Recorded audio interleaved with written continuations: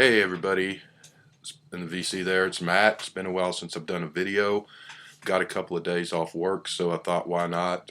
Saw that SMF Cpthowdy is having a 1,300 subs contest, so I thought that'd be a good place to jump back in things.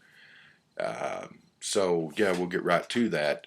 The resident VC grouchy old coot Bobby Gass did a really good entry for this contest, which is worth checking out if you haven't already seen it. So the contest, Captain Howdy, the good captain, asked us to pick several albums.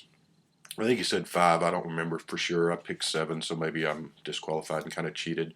But anyway, pick several albums that they could be your favorite albums of all time. They don't necessarily have to be that. They could just be several albums that you listen to on a regular basis. But to take each of those albums and name the one song on the album that you don't particularly care for, that the album is pretty much great all the way through otherwise than that one song, or maybe 2 songs or whatever. But so yeah, I thought that would be fun to do, but it turned out to be a little bit harder than I thought it would be. I wanted to, for one thing, not a lot of things came to mind right away, but I wanted to not just do obvious choices that people would expect from me, so I ruled out doing anything by the Beatles or the solo Beatles or the Kinks, my favorite bands that I talk about all the time, because that'd just be too easy and too obvious. But by not being too easy and too obvious, it made it pretty hard. So I looked through my record collection, kind of thought about it for the last few days, and I think I've come up with some choices that are pretty good. So without further ado, my first album that I picked, and I've said many times before, this is my 3rd favorite album of all time, Sound Effects by the Jam. My 3rd favorite band of all time too, behind the Beatles and the Kinks. And this is probably the best album, though they've got a lot of good albums. This album is nay perfect, with one exception, and that is the one song here called Side 2, called Music for the Last Couple, which is I guess it's not a terrible song, but it's just an experimental, avant-garde, weird sort of pop art performance piece poem set to music. Kind of sort of the Jam's Revolution Number 9, I suppose you could say, in a way, even though it has more music in it than Revolution Number 9 does. It just interrupts the flow of an otherwise perfect album. It's the what is it? The 3rd to last song on side 2, so it's just kind of a jarring interruption there. And the sad thing about it is that Start, one of the great songs on the album, which went to number 1 in England, the 45 of Start, the B-side. Jam had a lot of great B-sides, just like the Beatles and the Rolling Stones and the Kinks and a lot of other bands. But Liza Radley is on the B-side of Start. It's a great song so good that you might go blind from listening to it from joyful epiphany. They should have put Liza Radley on the album, and they should have put Music for the Last Couple on the B-side of Start, or better yet, just not released Music from the Last Couple. It's not a terrible song, it's not a good song, it just interrupts the flow of the album, which is, like I said, otherwise perfect but for that. And had they put Liza Radley in place of this on the album, it would have been a perfect album. As it is, it's only a close to perfect album, real close to perfect album. Let's see. This one's kind of a cheat, I guess, because the album is Roger the Engineer by the Yardbirds. It's the copy that I got back in the 80s. This is maybe their most complete album. Little Games is a pretty good album too. Yardbirds were more of a singles band than an album band. But great album from start to finish. But here's what happened. This one I thought of because one song that I never particularly cared for is the first song on side 2, Hot House of Dasha, whatever that says. Hadn't listened to this album in years, and so I pulled it from the stacks and thought this would be one of my choices, but then I thought I haven't listened to it in years, so why not put it on and give it a listen. Still a great album.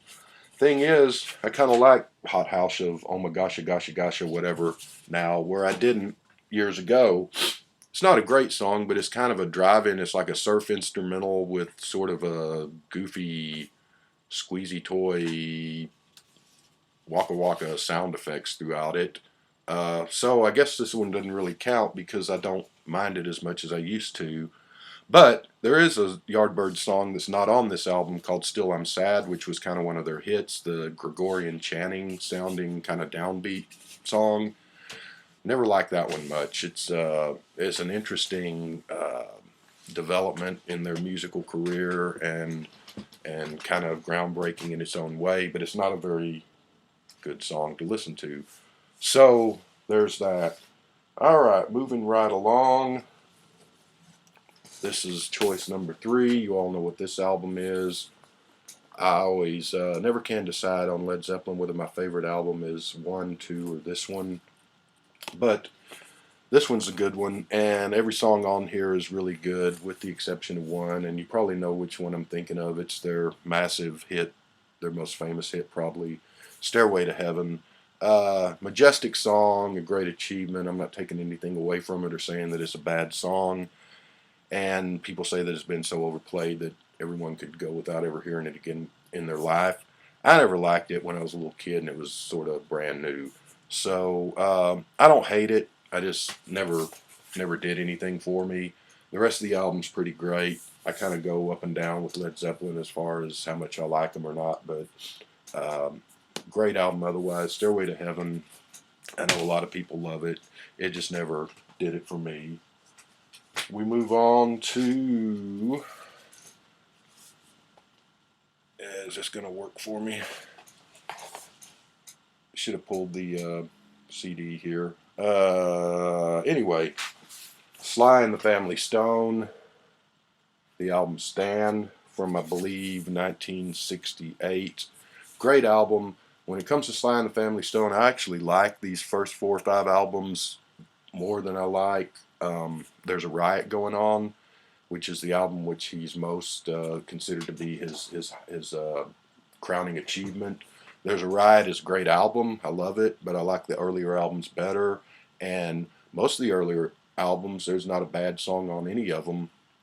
This one is the same, with the exception of a 13-minute song called Sex Machine, which sounds like a Sly Stone or a James Brown classic. Sounds like it should be a funk soul groove. It wants to be a funk soul groove, but it just doesn't make it. It's just a lumbering, goes on forever and doesn't really go anywhere, and just a misfire of epic proportions. The rest of the album is great as well and worth getting if you don't already have it. This is what are we up to? Number 4, I believe. Satanic Majesties Request by the Rolling Stones.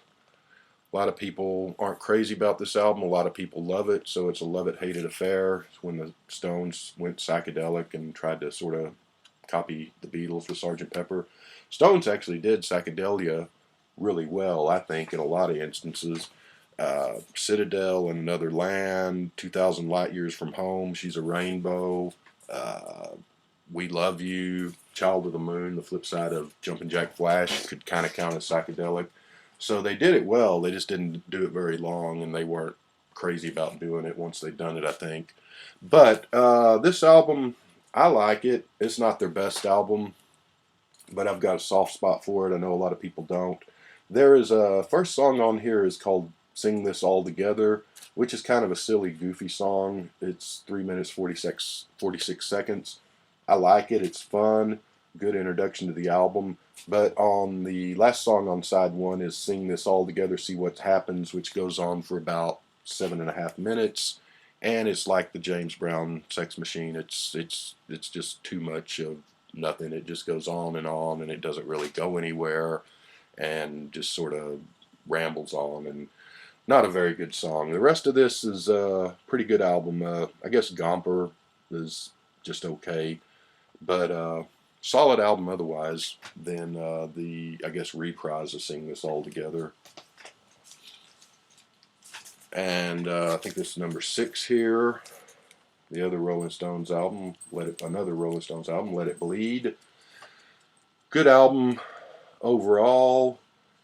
Country honk.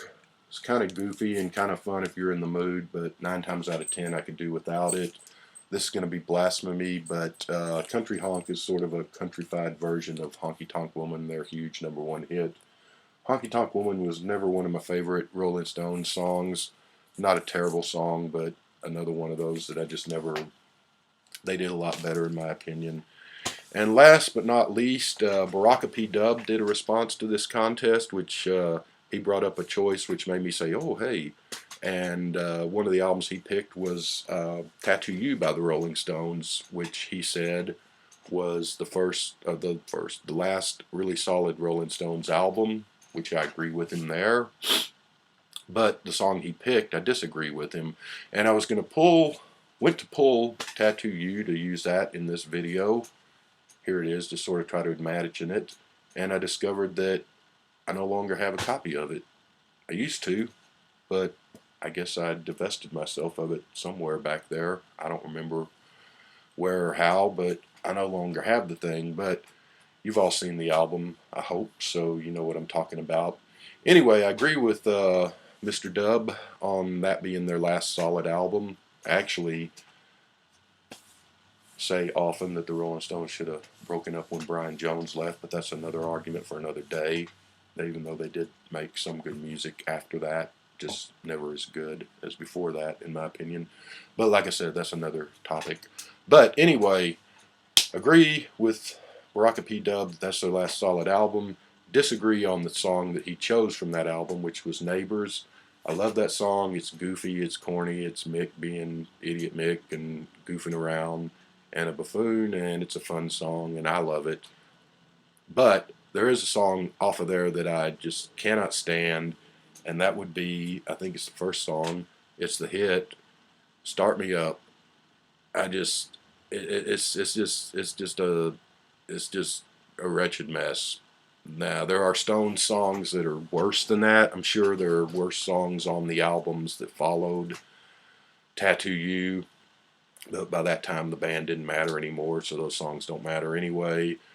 Angie and It's Only Rock and Roll are probably my 2 least favorite Rolling Stones songs of all time. And then there's all that twaddle on that horrible Black and Blue album. The thing about Tattoo You is that it's a good solid album overall. Start Me Up, though, is just it was a hit. Everyone loved it. I never got it. It's like some group of kids got together, decided to form a band, and they really weren't any good, but they loved the Rolling Stones, and so they tried to say, hey, let's make a song that sounds like the Rolling Stones, and you'd expect them to come up with something like Start Me Up, which is like a poor man's 14th poor copy of something like Jumpin' Jack Flash or something like that. And maybe by that time in the Stones' career, they'd gone to that well a few times too often. It's just bland. It's just lifeless. It's just generic. It's not a good song. Everything else on the album I like, including Neighbors. Sorry, Baraka P. Dub. But so that's it. My I think that was 7 songs or 6, because I actually like the Yardbirds song on a second look there. So hope everyone's doing well. That's my entry, and we will see you again soon. I'll try to get back sooner than it's been a while since I've been around.